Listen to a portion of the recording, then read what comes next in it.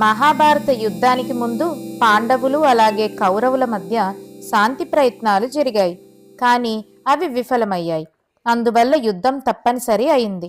భారతదేశంలోని అనేక రాజ్యాల నుండి రాజులు తమ అభిప్రాయాల ప్రకారం పాండవుల పక్షాన లేదా దుర్యోధనుడి పక్షాన చేరారు. ఆ సమయంలో పాండవులు ఉడిపిరాజు వద్దకు వెళ్ళి అతను ఎవరి పక్షానికి మద్దతు ఇస్తారో అడిగారు. కానీ ఉడిపిరాజు ఒక ప్రత్యేకమైన నిర్ణయం తీసుకున్నారు.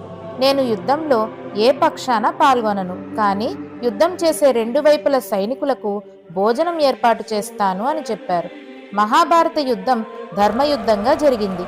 ప్రతిరోజు యుద్ధం ముగిసిన తర్వాత రెండు వైపులా సైనికులు కలిసి కూర్చొని భోజనం చేసేవారు.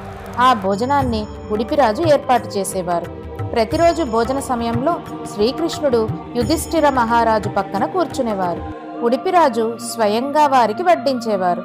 ఆశ్చర్యకరమైన విషయం ఏమిటంటే ప్రతిరోజు అతను సరిగ్గా అవసరమైనంత ఆహారమే తయారు చేయించేవారు. ఎప్పుడూ ఆహారం ఎక్కువగా మిగలదు, తక్కువ కూడా అవలేదు. ఇది చూసి పాండవులకు చాలా ఆశ్చర్యం కలిగింది. ప్రతిరోజు ఎంతమంది సైనికులు బతికి ఉంటారో ఉడిపిరాజుకు ఎలా తెలుస్తోంది అని వారు ఆలోచించారు. అందుకే వారి వంటవారిని అడిగారు. అప్పుడు వంటవారు ఈ విధంగా చెప్పారు: మా రాజుకు ఎంతమంది సైనికులు బతికి ఉంటారో ముందే తెలుస్తుంది. ఆయన చెప్పిన సంఖ్య ప్రకారం మేము వంట చేస్తాము అని చెప్పారు.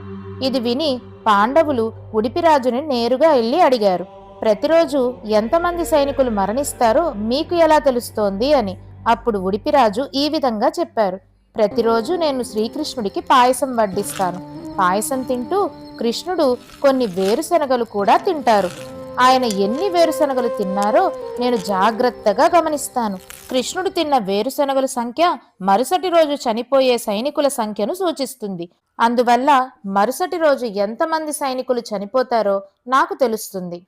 ఇదంతా విన్న పాండవులు ఒక గొప్ప సత్యాన్ని గ్రహించారు. మనం ఎంత శక్తివంతులమైనా చివరికి అన్నింటినీ నడిపేది భగవంతుడే అని.